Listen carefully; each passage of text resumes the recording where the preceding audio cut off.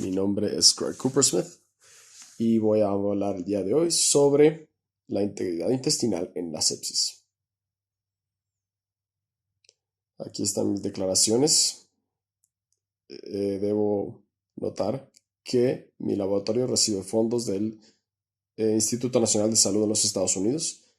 Trataré de no hablar tanto de ciencias básicas, pero sí estudio el intestino en el contexto de la sepsis.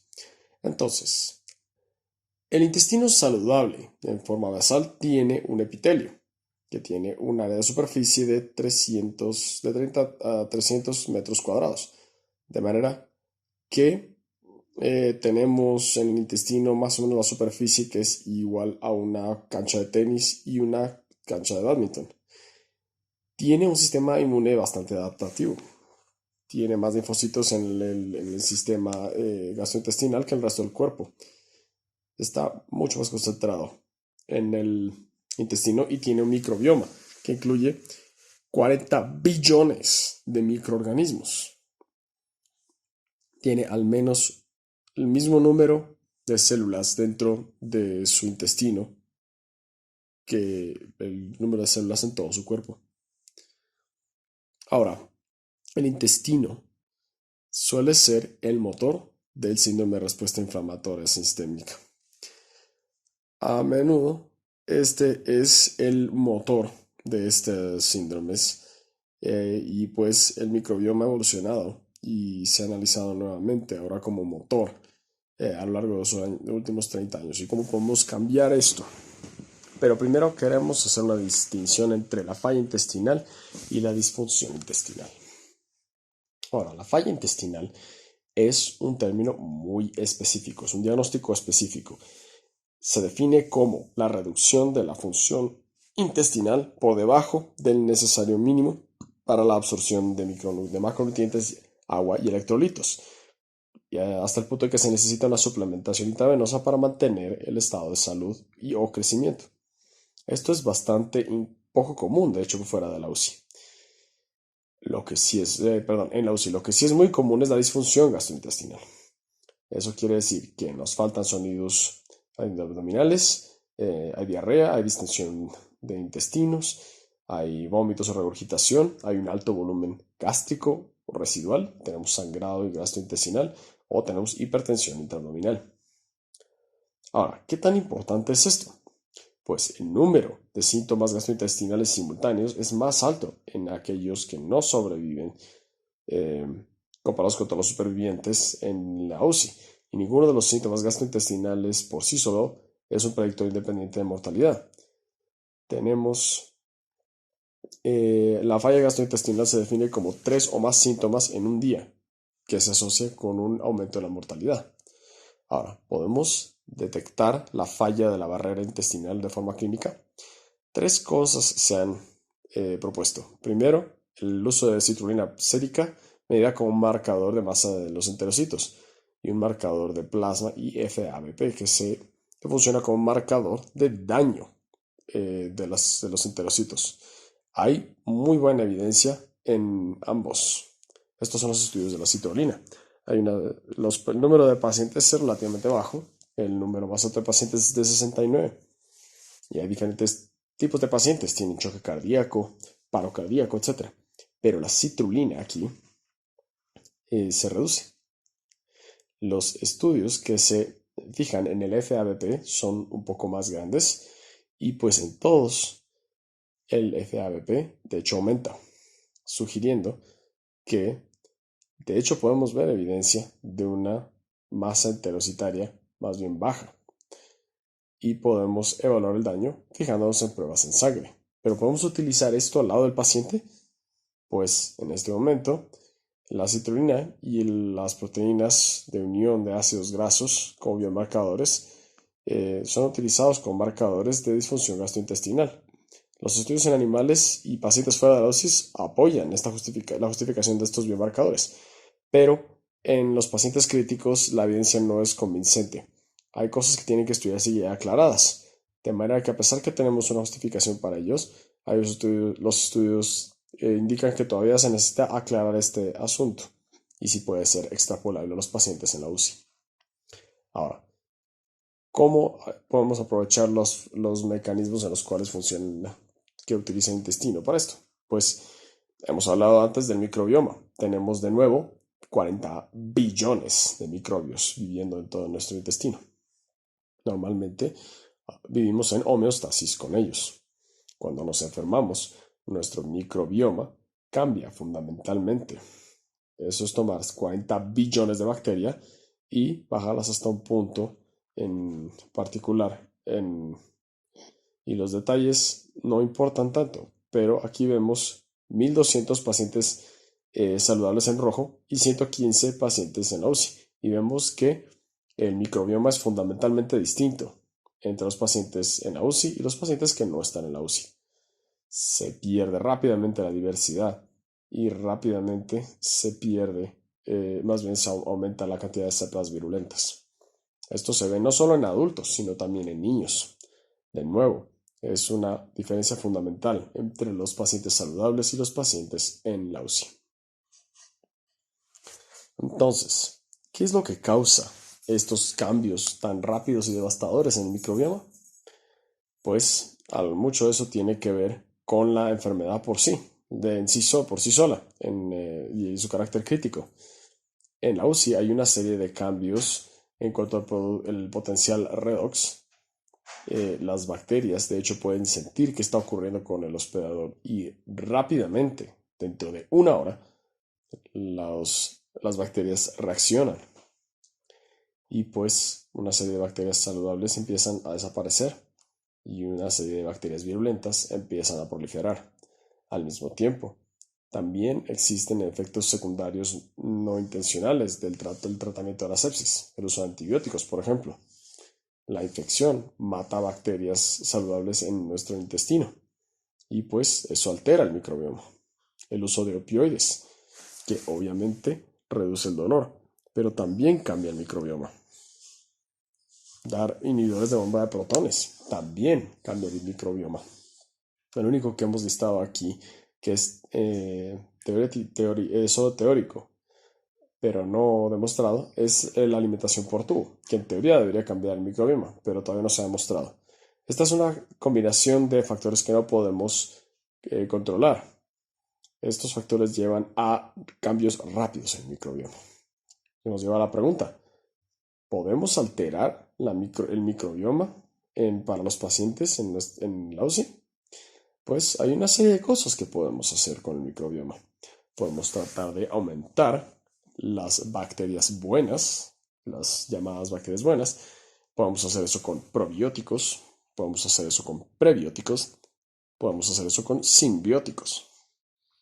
Podemos trasplantar bacterias también, utilizar un trasplante de microbiota fecal y podemos tratar de eliminar las bacterias malas, hacer una descontaminación selectiva del sistema digestivo. Hay que resaltar que estas estrategias de hecho son bastante distintas. Cada una de estas han funcionado a diferentes grados, a pesar de que ninguna se utiliza sistemáticamente en la UCI. El aumento de las bacterias buenas, en ese sentido, pueden promoverse con los probióticos. Estos son organismos exógenos. Los prebióticos no son organismos, son nutrientes no digestibles que estimulan el crecimiento de bacterias. Y hay mucho estudio al respecto también. Y los simbióticos son una combinación de probióticos y prebióticos.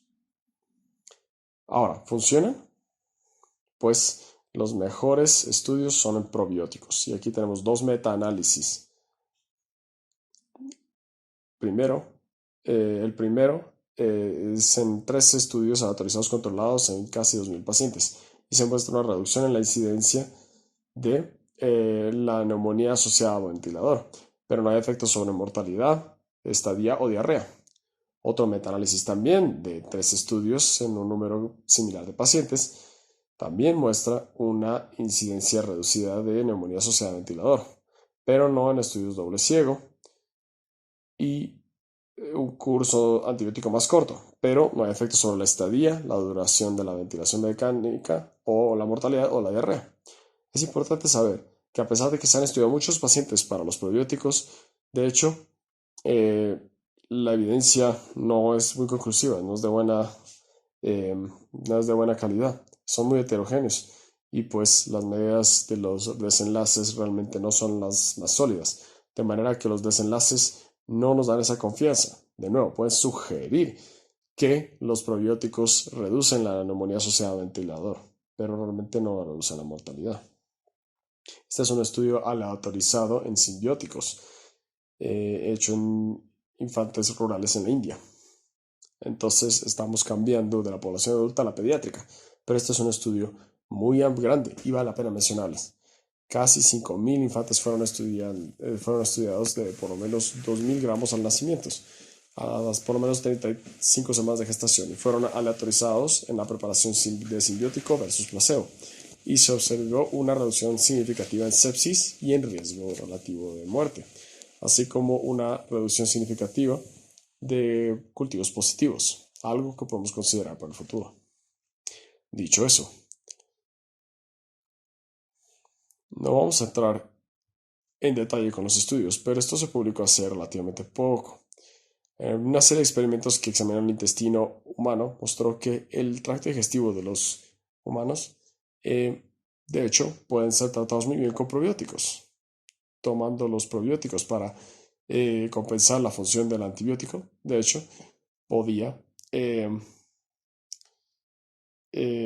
podía demorar el retorno de las bacterias normales al intestino. No sé si alguien aquí de hecho ha hecho o ha visto un trasplante fecal. Suena como algo realmente asqueroso y pues entiendo que tomar heces de un donante saludable y dárselo a un paciente enfermo suena bastante repulsivo, pero el concepto del trasplante fecal puede ser bastante extraño. Pero la idea es restaurar el microbioma natural. Así como una persona anemíaca recibe sangre de otra persona, alguien que tiene un microbioma normal, pues puede recibir unas heces normales para lograr un trasplante. Ahora, en algún momento eso nos sonó terrible, hasta que salió este estudio, observando la infusión duodenal de heces de donador para la infección por Clostridium difícil recurrente. Esto fue un uso de vancomicina oral versus nada, lavado de intestinos y pues infusión del donante más lavado intestinal. Y en los primeros dos grupos se observó que, porque hubo una eficacia demostrada, clarísima, 31% casi versus 33%. Este es un metaanálisis reciente que incluye 37 estudios con 7 estudios aleatorizados y 30 series de casos. Y parece que el trasplante fecal es mucho más efectivo que la vancomicina para reducir la infección, con un riesgo relativo de 0,23 y la resolución es de hasta 92%. Y pues, debido a que la fidaxomicina de hecho superior a la vancomicina, un estudio reciente encontró exactamente lo mismo, que existe una mejoría mucho más marcada en desenlaces clínicos con el trasplante. De manera que, si funciona tan bien, ¿por qué no lo hacemos para todos los pacientes? Pues el impacto de dar bacterias a un paciente que ya tiene un microbioma alterado, pues hay que considerar que si está en la UCI probablemente esté inmunosuprimido. Además, la mayoría de los pacientes críticamente enfermos ya reciben antibióticos y si es que se inició el antibiótico, pues ciertamente tendrá un microbioma alterado, incluso después del trasplante, de manera que debe hacerse un tratamiento antibiótico de forma muy cuidadosa. Esta es una publicación hecha en el New England Journal of Medicine y pues es un análisis de bacteriemia por E. coli multidrogo-resistente transmitida por un trasplante de microbiota fecal. Muy importante, uno de los pacientes que recibió el trasplante fecal recibió muchas complicaciones. Hay que reconocer que esto tiene efectos dañinos potenciales. Y al mismo tiempo, aquí tenemos el estudio más grande publicado hasta la fecha sobre el tema, considerar los trasplantes completos y fijándose a 5 casos distintos. Pero en los pacientes que no tienen infección por Clostridium difficile, de hecho, se benefician mucho de un trasplante fecal, de manera que podría ser beneficioso en el futuro. La forma final de cambiar el microbioma es utilizando la descontaminación del tracto digestivo selectivo. La SDD tiene como intención prevenir o erradicar los microorganismos patógenos orofaringios e intestinales sin impactar el resto del microbioma del paciente. Es importante saber que tiene que pues el objetivo son tanto la flora anormal como la flora normal. De manera que hay muchísima literatura sobre esta descontaminación selectiva. De hecho, hay metaanálisis de 29 estudios de muy buena calidad. Se muestra que se reduce la mortalidad por un odds ratio de 0,73. Pero, de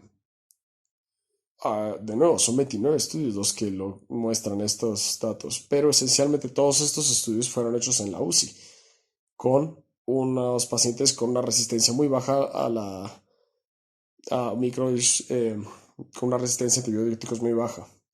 Ahora, ¿deberíamos estar haciendo esto en nuestro país? La mayoría de la evidencia viene de los Países Bajos. Entonces, el mejor estudio que nosotros tenemos fue publicado en JAMA y se llama un estudio llamado Estrategias de descontaminación e infecciones hematógenas con microorganismos resistentes a antibióticos. Y este es un estudio bastante grande. Se enfoca en más de 8,000 pacientes. Y finalmente, entre pacientes que reciben la ventilación mecánica en la UCI con microbios resistentes a antibióticos, pues se estudió el lavado oral con clorhexidina o descontaminación selectiva, y se vio que no se asoció con la reducción de infecciones hematógenas en la UCI y no hubo efecto sobre la mortalidad. Entonces, en conclusión, la disfunción intestinal es muy común en la UCI. El microbioma se convierte en el patobioma en la UCI. Y pues no tuve tiempo de mostrarles, pero el microbioma, de hecho, tiene formas en las cuales sus mecanismos aumentan la mortalidad en la sepsis. De manera que no solamente es el microbioma anormal, sino que de hecho causan muerte. El microbioma, pues, un objetivo que puede ser manipulado en la UCI con muchos objetivos, pero desgraciadamente hasta el día de hoy, en 2021, todavía no forma parte del estándar de cuidado. Les agradezco mucho por invitarme. Espero poder visitarles en Panamá en persona el año próximo. Y hasta entonces les digo muchísimas gracias. Muchísimas gracias.